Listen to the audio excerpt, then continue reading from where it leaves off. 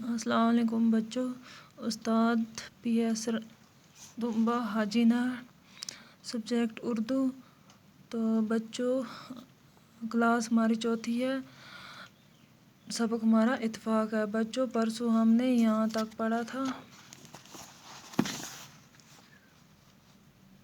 یہاں تک آج ہم یہاں سے پڑھیں گے۔ اس نے بھرپور طاقت لگا کر کوشش کی لیکن گٹھا توڑ نہ سکا۔ باپ نے یہی گٹھا باری باری ساتوں بیٹوں کو دیا لیکن ان میں سے کوئی ایک بھی اس گٹھے کو توڑ نہ سکا۔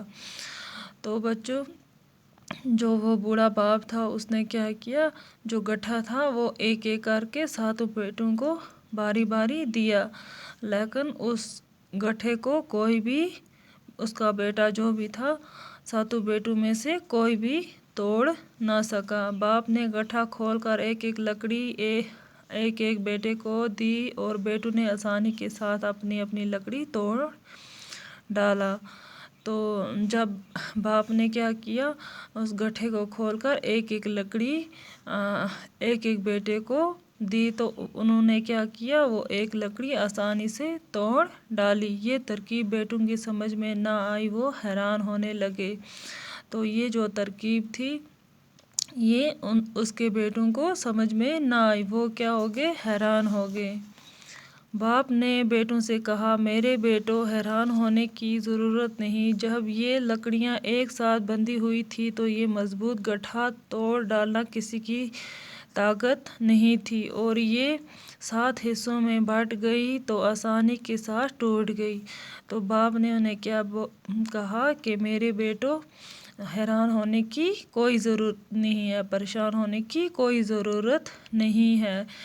جب یہ جو لکڑیاں تھیں یہ ایک ساتھ بندھی ہوئی تھی تو یہ مضبوط تھی، انہیں کوئی بھی طاقت نہیں توڑ سکتی تھی، اور یہ 7 حصوں میں جب بٹ گئی تو آسانی کے ساتھ ٹوٹ گئی۔ اسی طرح اگر آپ اتفاق سے رہو گے تو کوئی بھی آپ کو نقصان نہیں پہنچا سکتا۔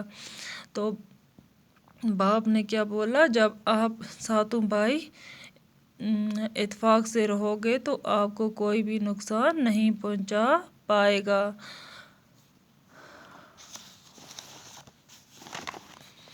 باپ کا یہ حکیمانہ جواب سن کر بیٹوں کو اپنی غلطی کا احساس ہوا اور وہ مل جل کر رہنے لگے۔ تو جو بیٹے تھے، اس بوڑھے کے بیٹے تھے، انہیں اپنی غلطی کا احساس ہوا اور وہ مل جل کر رہنے لگے۔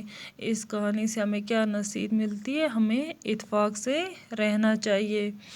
اگر ہم نا اتفاقی اپنا لیں تو ہمیں ہر کوئی نقصان پہنچا سکتا ہے۔